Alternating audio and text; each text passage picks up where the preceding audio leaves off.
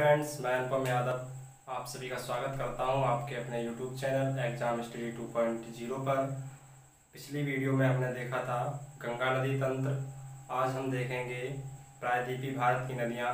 प्रायद्वीपीय भारत की नदियां दो भागों में विभाजित की गई हैं। बंगाल की खाड़ी में गिरने वाली नदियाँ, अरब सागर में गिरने वाली नदियाँ।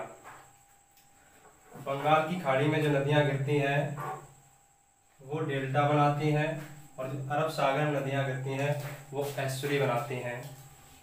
एस्चुरी क्या होता है? एस्चुरी होता है जैसे कि एक बोतल में पानी लिया जाए और एक बाल्टी में पानी लिया जाए।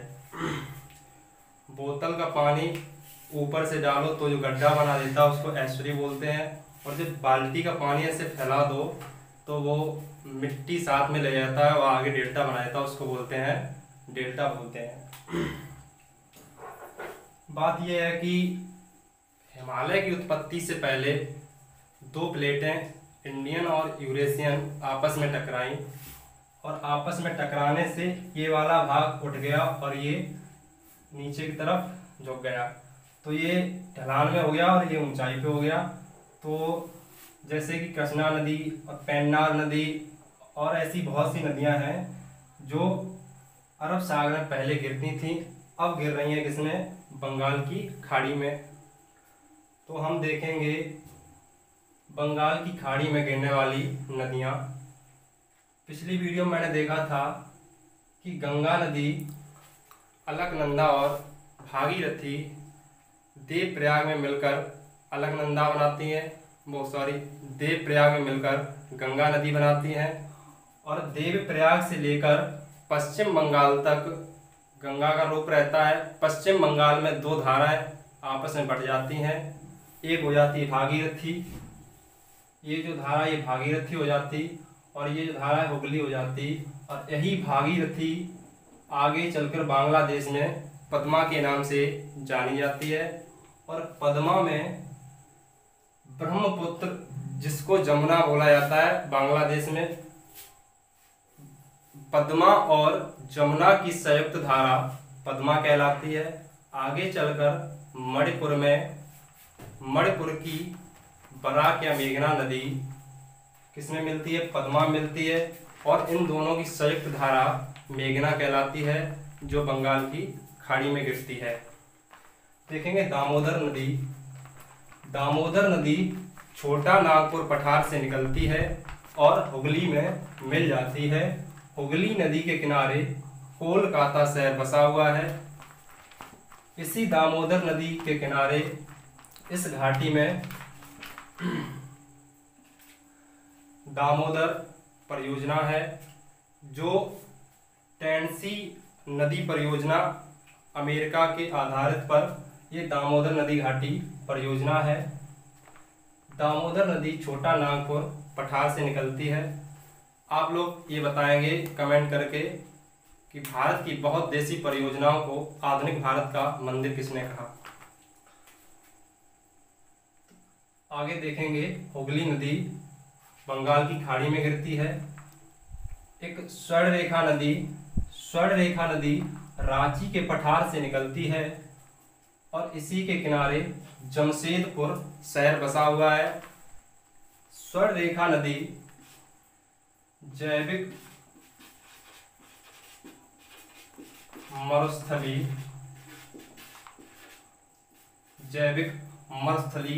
नदी है। स्वर्णरेखा नदी में जलीय जीव नहीं पाए जाते हैं क्योंकि इसमें रासायनिक पदार्थ ज्यादा मिलते हैं, इसलिए इसमें जलीय जीव नहीं पाए जाते हैं। इस स्वर्णरेखा नदी रांची के पठार से निकलती है। जैसे कि समझ लो ये छोटा नागपुर पठार है। छोटा नागपुर पठार से कौन सी नदी निकलती है? दामोदर नदी निकलती है। दामोदर नदी छोटा नागपुर पठार को दो भागों में विभाजित करती है। ऊपर है हजारीबाग, नीचे है रांची का पठार।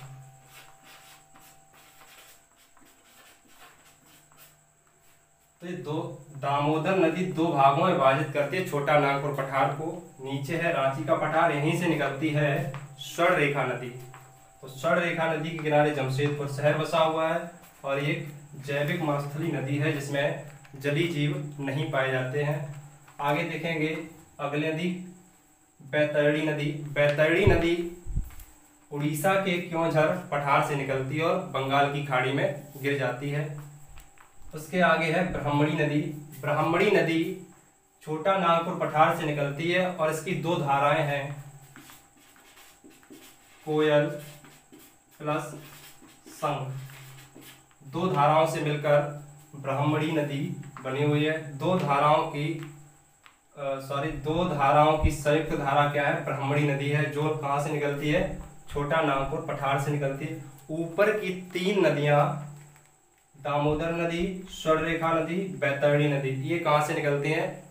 छोटा नागपुर पठार से निकलती हैं। और इसी में बीच में है बैतरणी नदी जो निकलती है क्योंझर पठार, उड़ीसा से निकलती है। आगे नदी देखेंगे महानदी। महानदी निकलती है छत्तीसगढ़ के दंडकारन से निकलती है। इसकी सहायक नदियां हैं हांसो है, मंद है, तेल, उसके बाद एक और नदी है,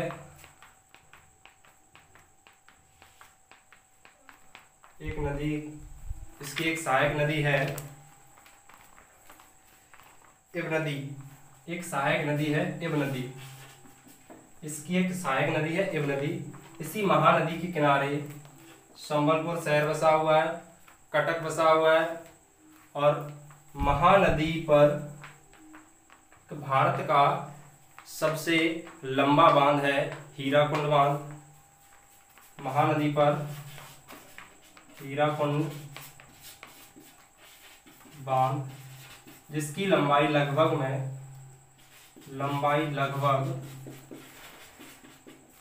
5 किलोमीटर, ये भारत का सबसे लंबा बांध है।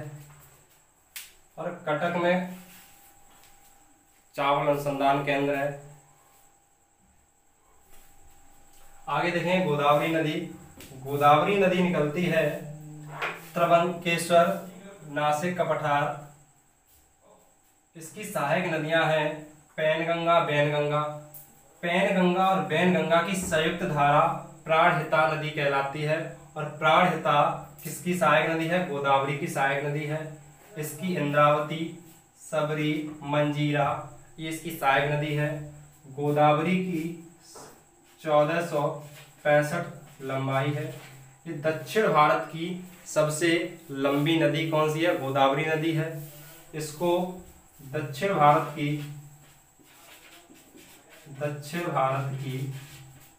गंगा एवं ब्रजगंगा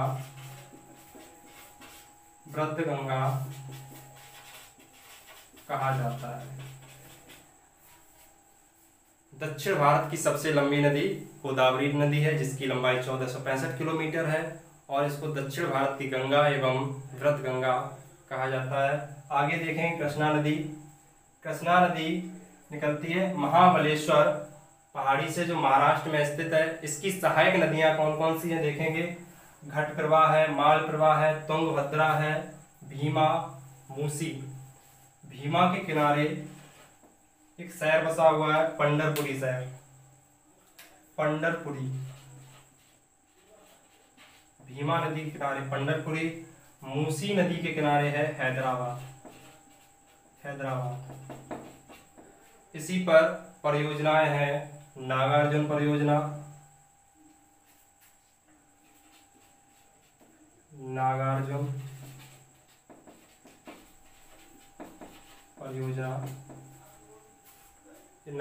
परियोजना है। इस पे है अलमाटी बांध।